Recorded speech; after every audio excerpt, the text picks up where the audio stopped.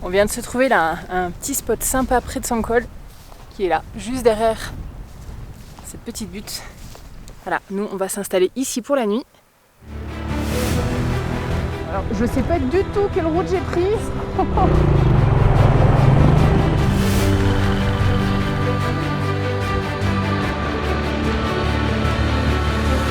Salut à tous et bienvenue dans ce nouvel épisode. Cette saison 2 de mon voyage est déjà plutôt intense. J'ai toujours le dos en vrac et il faut vraiment que j'adapte mes plans. Je vais donc laisser tomber la Mongolie et me concentrer plutôt sur l'Asie centrale. Et ça tombe bien, je suis au Kirghizistan. C'est un pays magnifique.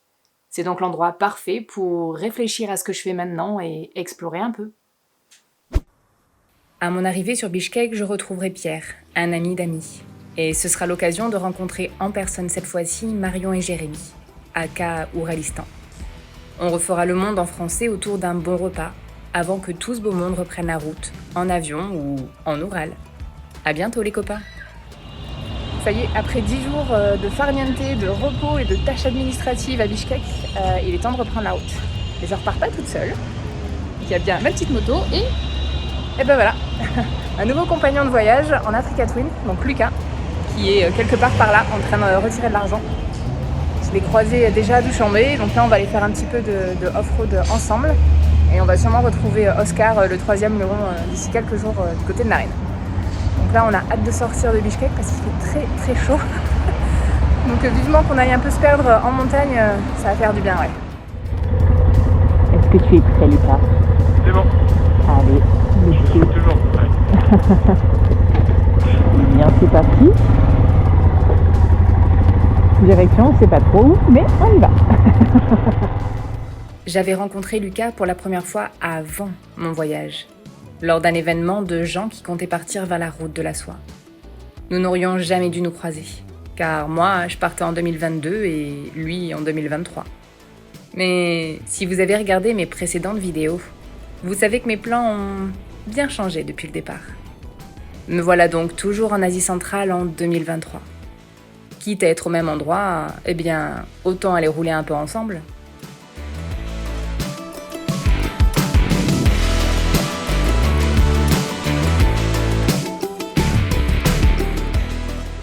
On va commencer par descendre plus au sud, direction Koshkor.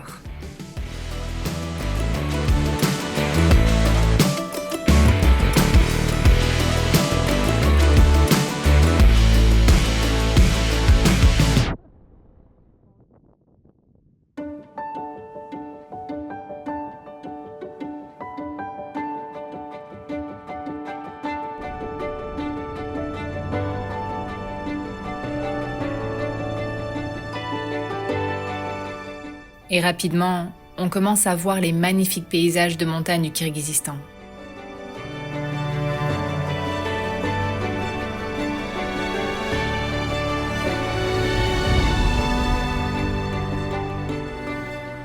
On quittera l'asphalte au profit d'une piste pour rejoindre Songkul, un lac de montagne à plus de 3000 mètres d'altitude. Je l'ai découvert pour la première fois 2 ans auparavant. J'avais eu un énorme coup de cœur pour cet endroit et ses nomades. Et cette fois-ci, j'y serai avec ma moto.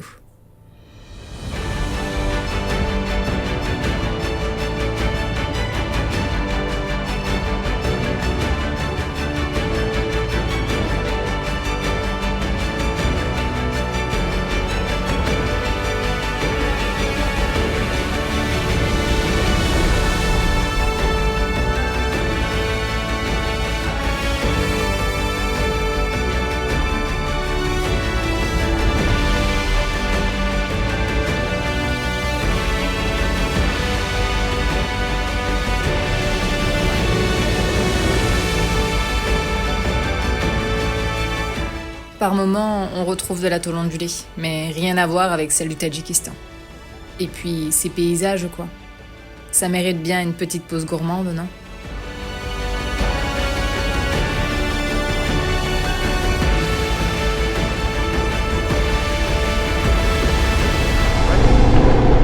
Ça, c'est beau. C'est très beau ici. Ouais, c'est déjà très beau. Et pourtant, ce n'est que le début. On n'a même pas encore atteint le lac de Sangkol.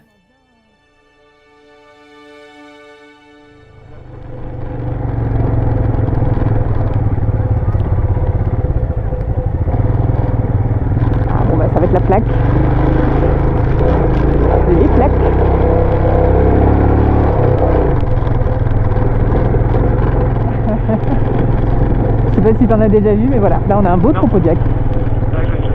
Alors par contre, c'est assez furtif en général. Donc si Ah ouais tu veux prendre en photo, il faut qu'on s'arrête avant. Ouais. En général, ils sont assez craintifs. C'est des grosses bestioles, mais... C'est craintif. Ouais. C'est bizarre.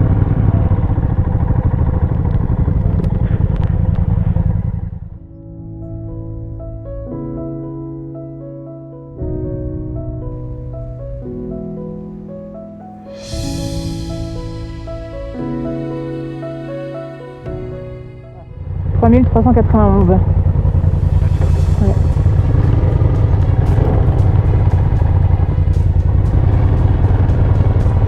Allons déranger tous ces petits yaks.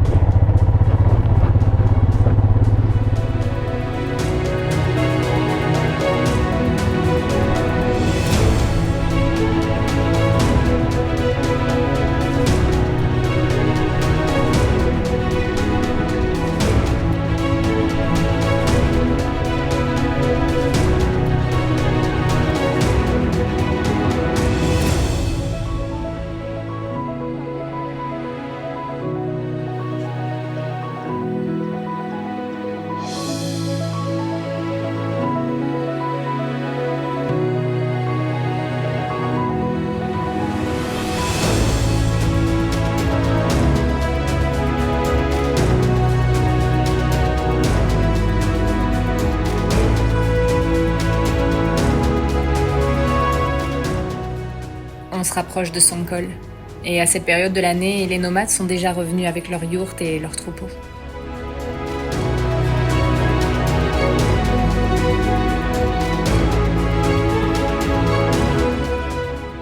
Songkhol, qui veut littéralement dire lac suivant en kirghize, est un lac de montagne à plus de 3000 mètres d'altitude, en plein dans le massif des Tian Shan.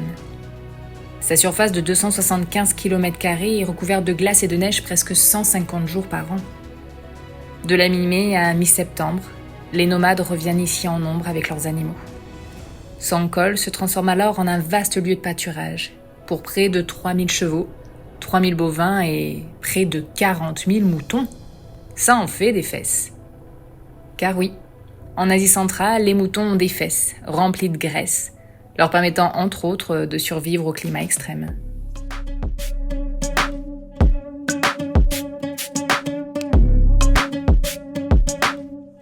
Si ça sent pas le off-road, ça.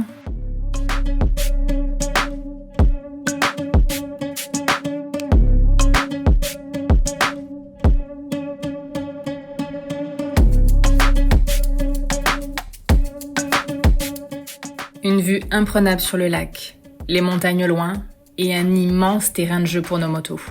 On se régale.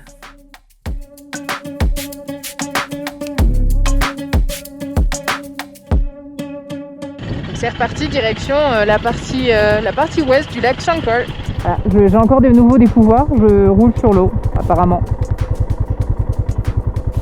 Bon, on n'a pas tout à fait les mêmes référentiels avec Maps.me, mais... Enfin, même avec Garmin, en fait, j'ai dit des bêtises. Et ouais, je roule sur l'eau, voilà.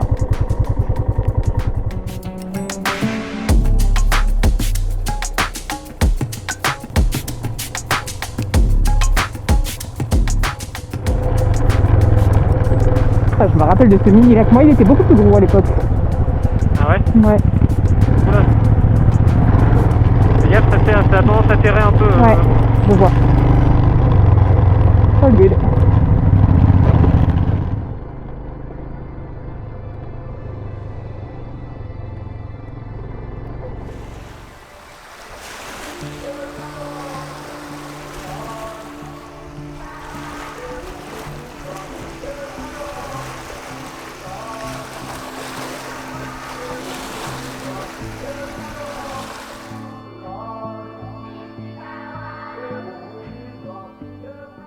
Ici, les animaux sont en pleine liberté. À Songkhol, il règne une atmosphère tellement paisible. Nous sommes comme coupés du monde et en même temps si connectés à ce qui nous entoure. Revenir ici me procure la même émotion que la première fois. Ce sentiment d'être à la fois toute petite sur cette planète et en même temps faisant partie d'un grand tout. Lucas, qui découvre Songkhol pour la première fois, ressentira aussi une connexion très forte à cet endroit. Je crois qu'il faut venir ici pour comprendre.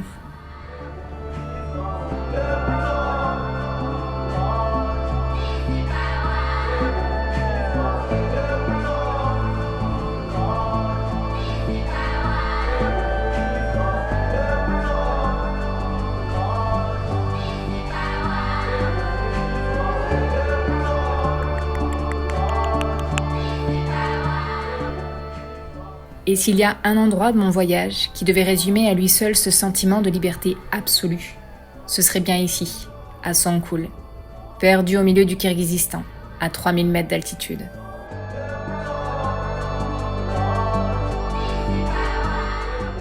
On vient de se trouver là un petit spot sympa près de Songkhul, qui est là, juste derrière cette petite butte.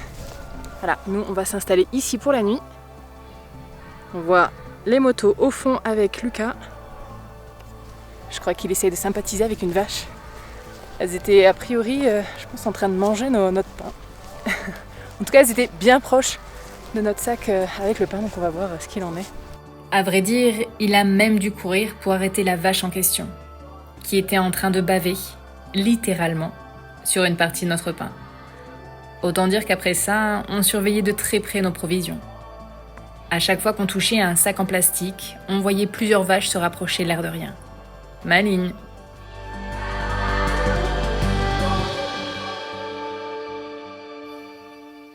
Nous n'étions pas les seuls à surveiller. Nous l'étions aussi et de très près. On a des pattes sous haute surveillance. Attends, il y en a une qui va fouiller dans mes... Non mais ça va là? Faire du camping sauvage à Songkhul n'est pas toujours de tout repos. Look at that. I'm not even sure I can go back on my motorbikes. Help Without- on, both up and go. Yeah. Damn. They are so huge. Ah, là, on est complètement couvert, ça va aller, mais faut pas dire nez qui passe dans les manches, quoi. Ouais. C'est bien une nuée de moustiques qu'on voit. Ils se sont rassemblés en un claquement de doigts autour de ma moto. J'ai toujours été un émoi à moustiques, mais apparemment, là aussi. Autant dire qu'on ne demandera pas notre reste et qu'on partira très vite. Ah putain, on me casse. Ouais, pareil. Obligé de fermer la visière parce que là, il y en a un peu partout.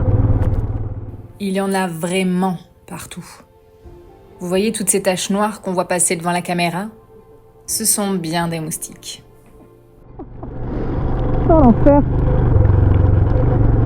Non mais c'est pas possible. On se plaignait ce matin avec les moustiques au-dessus de la tente, mais en fait c'était rien. Allez balinette. Oh putain. Ouais. Ça monte costaud. Nous descendrons le long de la rive ouest, direction le sud du lac. Par moments, c'est loin d'être plat. Mais on a toujours une vue magnifique sur le lac et sur les montagnes de Tian Shan au loin.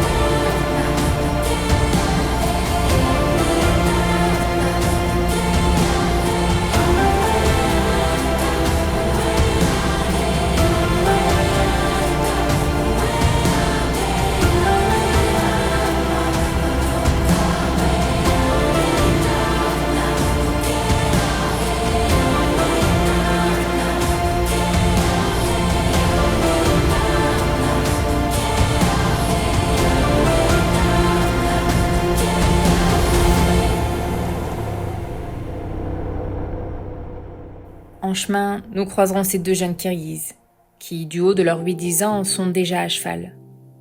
Ici, les enfants montent très tôt, que ce soit pour s'occuper des troupeaux ou pour aller à l'école, parfois même à plusieurs dizaines de kilomètres, le tout à dos d'âne.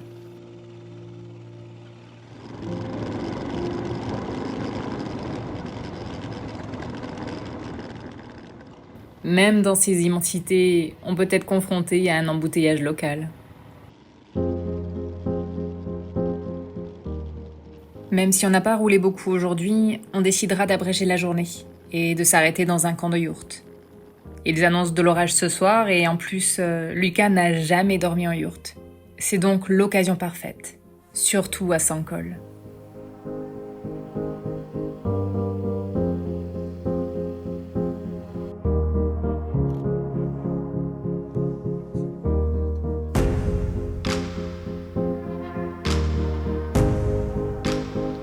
En plus de dormir en yourte, on aura droit à un repas préparé par les nomades. Et c'est un vrai régal.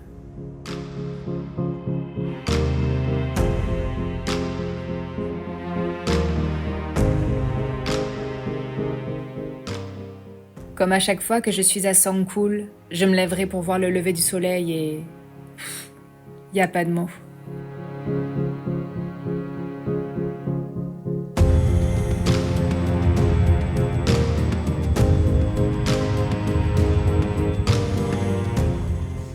La nuit est fraîche ici, même en juillet.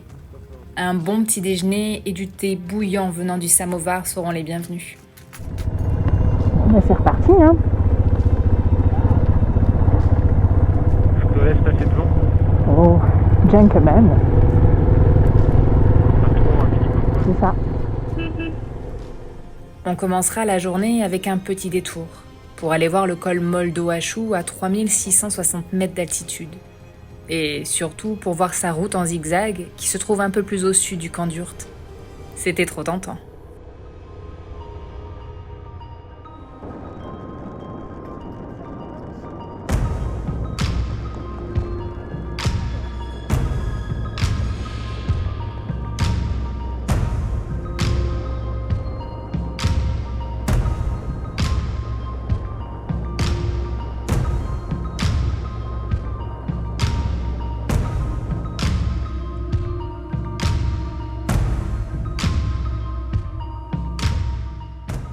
Ça valait le coup ce petit détour, non ?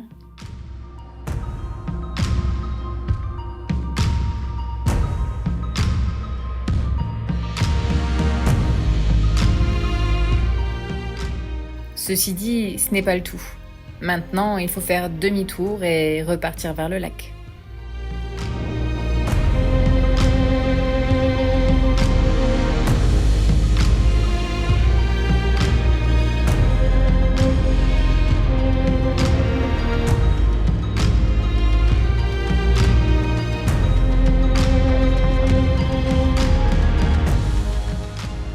On quittera ensuite Sangkul pour prendre la direction de Narin.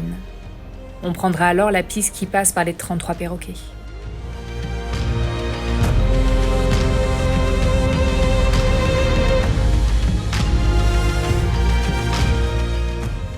On y est, Teskei Torpok, ou les 33 perroquets. Il s'agit d'un col au sud-est du lac Sangkol, qui culmine à 3500 mètres d'altitude. 33 lacets en épingle et une vue plongeante sur les montagnes nous attend. Autrefois, il servait de route commerciale majeure pour les villes de la région. Maintenant, il régale surtout les voyageurs en quête d'un point de vue magique sur les Tian Shan intérieurs. C'est bon, tu as le badge descente de la mort.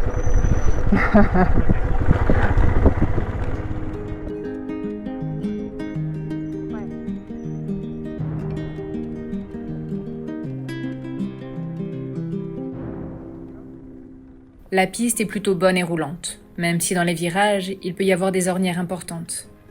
Autant dire qu'il vaut mieux éviter de faire cette piste après de fortes pluies. Et tant qu'à faire, autant la faire en descente pour profiter de ce magnifique paysage. Франция. Разговариваете на русском, да, или Чуть-чуть, да. как вам? Ну, хорошо. Очень красивый. Киргизия. Да. Красивый. Молодцы. Обожаем. О, мое сердце. Ah, c'est son rêve, je crois. Alors qu'on est presque en bas des lacets, cette voiture nous fera signe de nous arrêter pour prendre une photo avec nous. Les Kirghizes sont vraiment des gens gentils, curieux et bienveillants.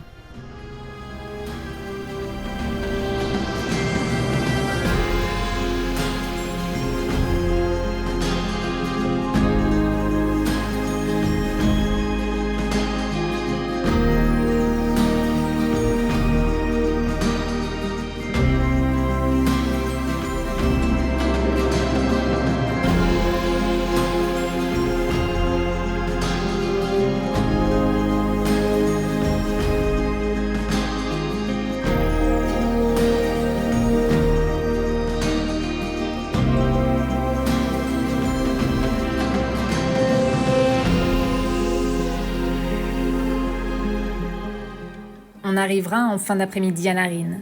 On y retrouve Oscar à sa guest house où on restera ce soir. À peine arrivé, Lucas examinera ma moto sous toutes les coutures, surtout au niveau du cadre. Car quelques heures auparavant, alors qu'on était encore sur la piste des 33 perroquets et loin de tout, il a découvert quelque chose. Un gros problème.